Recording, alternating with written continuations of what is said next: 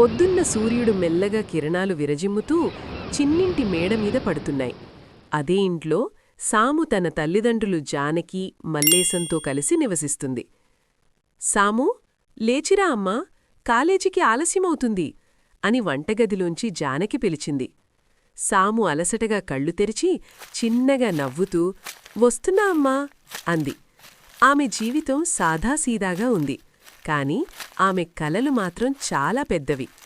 కాలేజీలో ఉన్నప్పుడు కూడా సాము చాలాసార్లు నిశ్శబ్దంగా కూర్చుని ఏదో ఆలోచనలో మునిగిపోతుంది.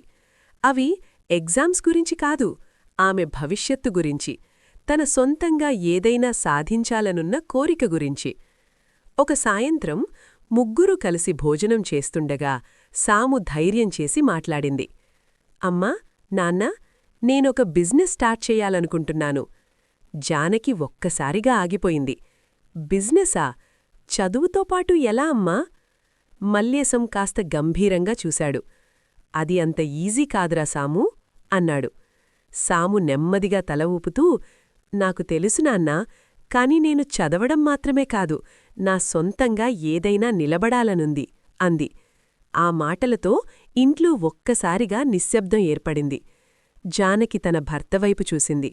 మల్లేశం తన కూతురువైపు చూశాడు. కొద్దిసేపటి తర్వాత మల్లేశం అడిగాడు, ఏం బిజినెస్ చెయ్యాలనుకుంటున్నావ్?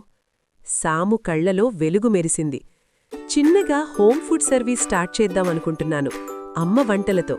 మొదట చిన్నగా మొదలు పెడదాం. జానకి ఆశ్చర్యపోయింది. నా వంటలతోనా? సాము నవ్వుతూ, అవునమ్మా, నీ వంట చాలా రుచిగా ఉంటుంది, అందరికీ నచ్చుతుంది అంది. మల్లేశం కాస్త వెనక్కి వాలి ఆలోచించాడు.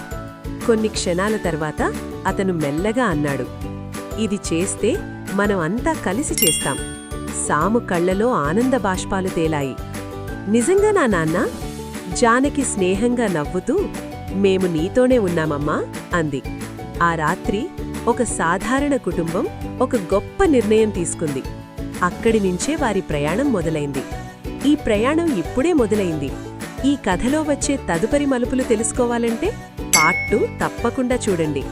మరియు ఇలాంటి హృదయానికి హత్తుకునే కథల కోసం మా ఛానల్ను సబ్స్క్రైబ్ చేయడం మర్చిపోవద్దు.